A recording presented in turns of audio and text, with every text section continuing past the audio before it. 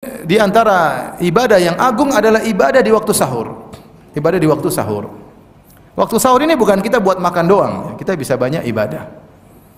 Allah Subhanahu wa taala memuji orang beriman yang mengatakan wabil ashari hum yastaghfirun. Di waktu sahur mereka beristighfar. Ya.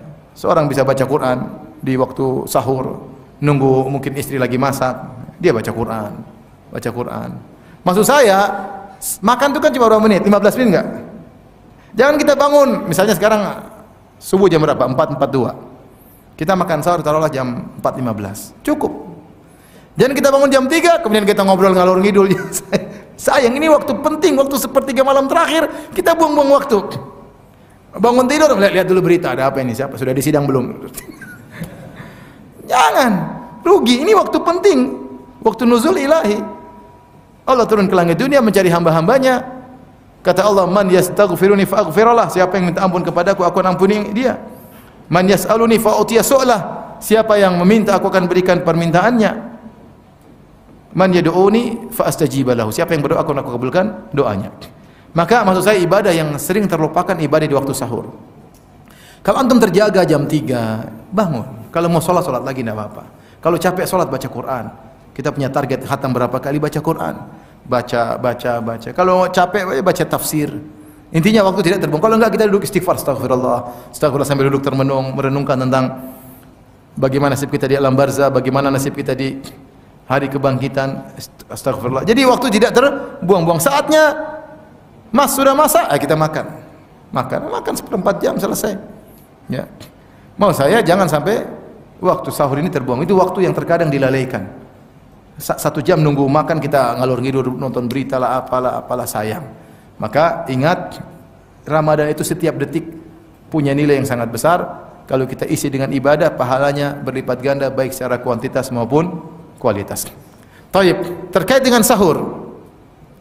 Sahur adalah ibadah, dan ibadah sahur adalah sunnah muakkadah, sunnah yang sangat ditekankan.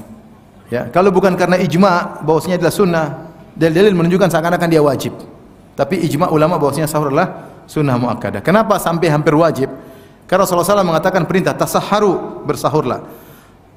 Fa inna fis sahuri barakah, sungguh dalam sahur adalah keberkahan. Hukum asal perintah adalah wajib. Kemudian juga Rasulullah SAW tasahharu walau bi jur'atin min ma, bersahurlah meskipun seteguk air. Rasulullah suruh bersahur. Rasulullah SAW mengatakan perbedaan antara siyamina wa siyami ahlul kitab aklatus sahur. Yang membedakan puasa kita dan puasa ahlul kitab Yahudi Nasrani adalah makan apa? Makan sahur. Ya. Jadi sangat ditekankan. Bukan karena kita kuat, kamu bangun makan sahur. Dan makan sahur semuanya berkah. Makan itu semuanya berkah. Berkah karena kita bangun waktu sahur. Berkah karena kita makan makanan yang berkah. Berkah karena kita bisa sempat berzikir kepada Allah Subhanahu wa taala di waktu sahur. Maka tetap kita usahakan sebelum subuh kita makan sahur meskipun hanya seteguk air. Nah, kita boleh sahur sampai kapan? Sampai azan subuh. Kata Allah Subhanahu wa taala, "Fal ana bashiruhunna wabtagu ma kataballahu lakum wa kulu washrabu hatta yatabayyana lakumul khaytul abyadu minal khaytil aswadi minal fajr." Sekarang di malam hari silakan kalian menggauli istri-istri kalian. Makanlah dan minumlah sampai jelas benang putih daripada benang hitam, yaitu fajar. Sampai terbit apa? Fajar. Selama fajar belum kelihatan silakan makan dan minum. Kalau dahulu para sahabat mereka makan sambil melihat langit. Belum ada benang putih, makan terus. Belum ada benang putih masih boleh makan. Ya. Kalau benang putih sudah kelihatan berarti sudah terbit fajar, sudah berhenti, tidak boleh. Ini berlaku bagi makan, minum dan berhubungan.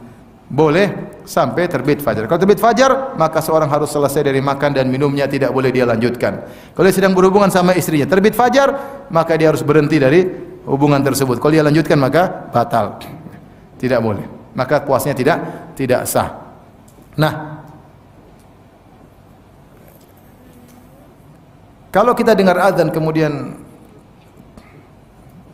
nasi masih di mulut, gimana ya? Datang dalam satu hadis ini dipersingkat oleh para ulama.